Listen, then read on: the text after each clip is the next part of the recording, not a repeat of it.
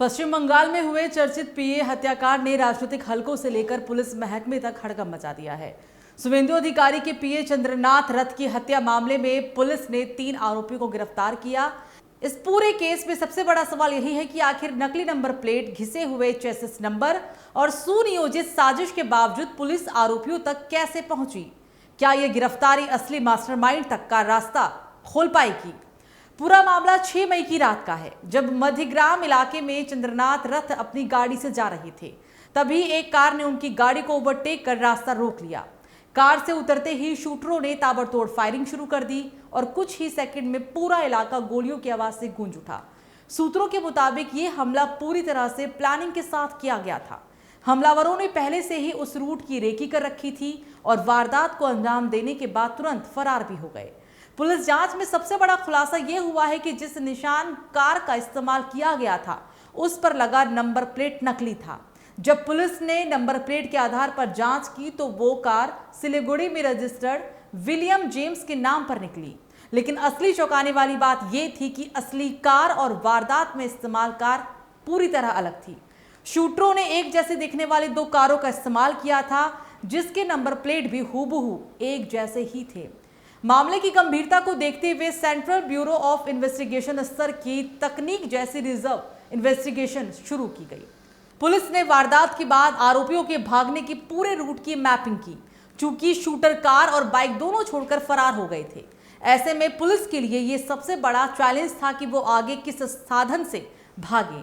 और इसी बीच पुलिस ने हाईवे और टोल प्लाजा पर लगे सीसीटीवी कैमरों को खंगालना शुरू कर दिया। जांच में सबसे बड़ा ब्रेक थ्रू तब मिला जब हावड़ा के बाली टोल प्लाजा की फुटेज सामने आई। यहां कार कैमरे में कैद हुई थी।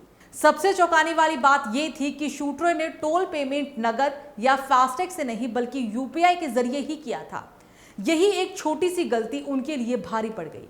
यूपीआई ट्रांजैक्शन के जरिए पुलिस को मोबाइल नंबर, बैंक अकाउंट और लोकेशन का भी पता चल गया और इसी डिजिटल ट्रेल के ने जांच को एक नई दिशा दे दी।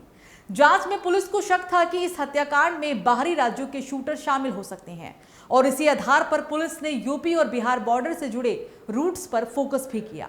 सीसीटीवी फुटेज और डिजिटल डेटा को जोड़ते हुए पुलिस ने 3 नामों तक पहुंच बनाई। पहला नाम मयंक राज मिश्रा, विक्की मौर्य और तीसरा राज सिंह। इनमें से 2 को बिहार के बक्सर से और 1 को उत्तर प्रदेश के अयोध्या से गिरफ्तार कर लिया गया है।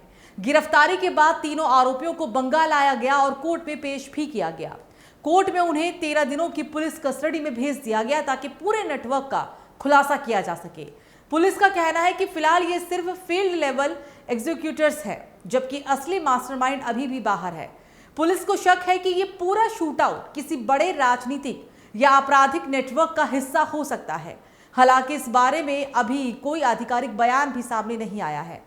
जांच में यह भी सामने आया है कि शूटरों ने न सिर्फ गाड़ी का नंबर बदला बल्कि उसका चेसिस नंबर तक घिस दिया था ताकि पहचान पूरी तरह से मिटाई जा सके। सबसे चौंकाने वाली बात यह रही कि वारदात के बाद शूटरों ने दोनों बाइकें कुछ दूरी पर लावारिस छोड़ दी ताकि पुलिस को भ्रमित किया जा सके। इसके बाद वे किसी तीसरे वाहन या पब्लिक ट्रांसपोर्ट से फरार हुए, जिससे उनका ट्रैक पकड़ना बेहद मुश्किल हो गया। पुलिस की जांच में यह भी सामने आया कि आरोपी जिस कार का इस्तेमाल कर रहे थे वो OLX पर बिक्री के लिए डाली गई थी। यहीं से शूटरों ने उस कार का डेटा लिया और उसी की तरह ही दूसरी कार पर नकली नंबर प्लेट लगाकर वारदात को अंजाम दे दिया।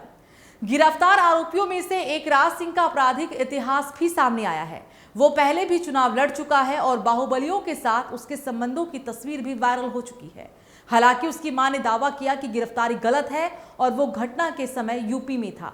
राज सिंह की मां का कहना है कि उनका बेटा इस केस में बेगुनाह है और उसे गलत तरीके से फंसाया गया है। फिलहाल पुलिस इस पूरे मामले को सुलझाने में जुटी है, लेकिन सबसे बड़ा सवाल अभी यही है कि क्या ये गिरफ्तारियां सिर्फ मोहरे हैं या फिर जल्द सामने आएगा इस हत्याकांड का असली मास्टरमाइंड। जांच जारी है और आने वाले दिनों में और बड़े खुलासे की भी उम्मीद है।